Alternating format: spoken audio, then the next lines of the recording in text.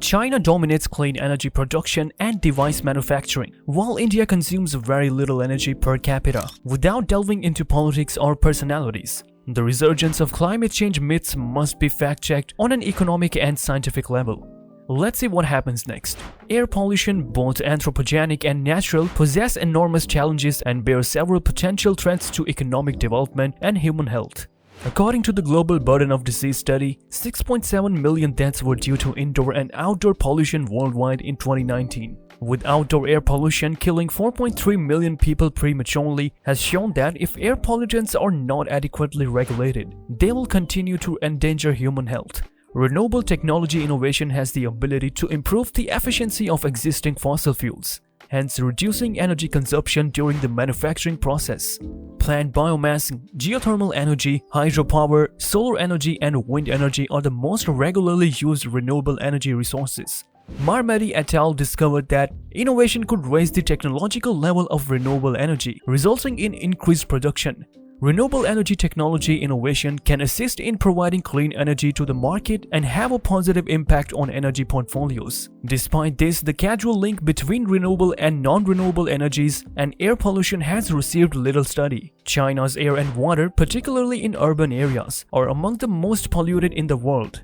According to a World Health Organization survey from 1998, 7 of the world's 10 most polluted cities are in China. Sulfur dioxide and soot from coal combustions are two significant air pollutants that contribute to the creation of acid rain, which now covers around 30% of China's entire land area. Industrial boilers and furnaces consume about half of China's coal and are the most significant drivers of urban air pollution. The remaining is accounted for by the use of coal for cooking and heating in many cities. Another major cause of air pollution is the transportation sector's consumption of oil and gasoline, particularly emissions from automobiles and aircraft engines. Pollution from both industrial and consumer sources will increase as the country industrializes due to higher level of output and consumption. The latter including an increase in the use of automobiles and air travel, unless pollution per unit of output or consumption can be reduced. For additional information on the state of and policies for urban air pollution in China, see Committee on Energy Futures and Air Pollution in Urban China. Raindrops absorb mercury discharged into the air by coal-fired power stations and transported to the soil, surface water, and groundwater. Surface water has an impact on the fish consumed. Groundwater is polluted by runoff from industries, smelters, and mining operations before being utilized to irrigate crops by farmers downstream. Fertilizer use has also contributed to pollution. Fertilizers in China frequently include excessive level of metals, particularly cadmium, which is toxic. The disposal of garbage also pollutes China's water. There has been enormous amounts of organic and hazardous water dumps from families, agricultures, and industries. Deforestation has produced bird flu along rivers, affecting water supply and quality. According to the Residents' Daily on June 12, 2007, Lake Taihu was covered with a foul-smelling algae, and fresh water was cut off for more than 12 million residents in Wuxi due to the lake's blue algae infestation. Aside from the issue of poor water quality, there is also the issue of water scarcity. Waterbeds in several major cities, including Beijing and Shanghai, are low, resulting in a lack of well water supply. Water supplies from rivers such as Yellow and Yangtze are running low due to diversion to agricultural and electrical generation along the sources. According to the US Department of Energy's China Country Analysis Brief, China accounted for 9.8% of global energy consumption.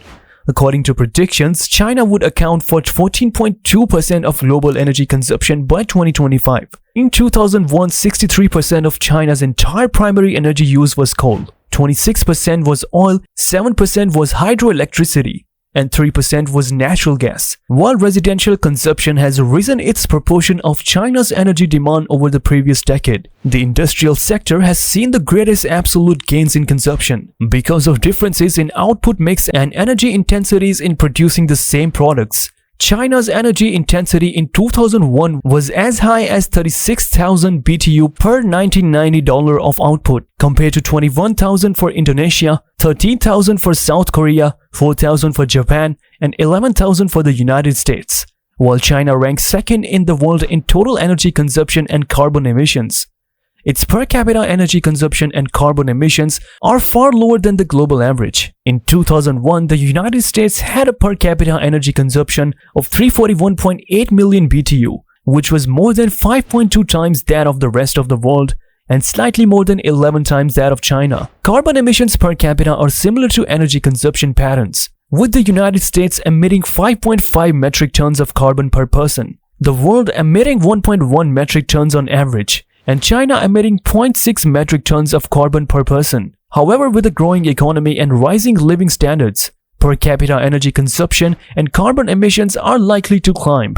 Despite low per capita energy consumption, China's total energy consumption and associated carbon emissions are significant due to the country's enormous population and strong reliance on coal. Concerning the possibility of a future energy crisis, China purchased 162.81 million tons of oil in 2006, making it the world's second highest energy user. Its reliance on foreign oil reached 47%, up 4.1 percentage points from 2005. China's rapid rise in oil consumption will contribute to a future scarcity of this finite resource. According to the People's Republic of China's initial national communication on climate change, the country's total greenhouse gas emissions in 1994 were 4,060 million tons of carbon dioxide equivalent. In 2004, its total GHG emissions were around 61,000 carbon dioxide equivalent, of which 5,050 million tons were carbon dioxide. 720 million were methane equivalent carbon dioxide and 330 million were nitrous oxide equivalent carbon dioxide. From 1994 to 2004, the average annual growth rate of GHG emissions was roughly 4% and carbon dioxide's share of total GHG emissions climbed from 76 to 83%. China's cumulative emissions of carbon dioxide from fossil fuel combustions accounted for only 9.33% of the world total during the period of 1959 to 2002. And the cumulative carbon dioxide emissions per capita are 61.7 tons over the same period, ranking the 92nd in the world. According to IEA data, China's per capita carbon dioxide emissions from fossil fuel combustion were 3.65 tons in 2004, accounting for only 87% of global average and 33% of the level of Organization for Economic Cooperation and Development countries. Along with steady social and economic development, the emission intensity defined as carbon dioxide emissions per unit of GDP has generally decreased.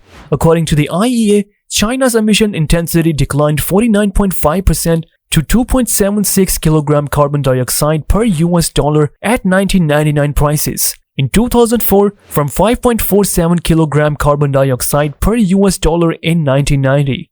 During the same time span, the global average emissions intensity fell by only 12.6%, while OECD countries fell by 16.1%. Because China is a developing country, it is not unexpected that its per capita carbon dioxide emissions were only 87% of the global average and 33% of the OECD countries. The rate of increase in China's per capita carbon dioxide emissions is a source of concern. The scientific community agrees that the level of total carbon dioxide in the atmosphere should not surpass twice what it was before the Industrial Revolution. Excessive precipitation, melting glaciers, and lengthy droughts could result from exceeding that level. If the rate of future emission increases continues at its current rate, this critical level might be reached in 50 years. As a result, carbon dioxide emissions are a crucial and pressing issue. A week-long conference of the Intergovernmental Panel on Climate Change in Bangkok, detailed in an article in the San Francisco Chronicle on May 7, 2007, demonstrated the difficulty of reaching a global agreement on this topic. For China to be prepared to reduce its usage of coal-fired power plants, which emit carbon dioxide, alternative energy sources must be priced no higher than coal-generated power. This will be conceivable if enough technological advancements in the production of renewable energy at such low prices occur. According to Friedman, market incentives for such inventions have a good chance of success. Do you think China will produce more clean energy? Would love to hear your ideas, so please leave them in the comment section below. Don't forget to like, subscribe, and share for even more amazing views. Adios.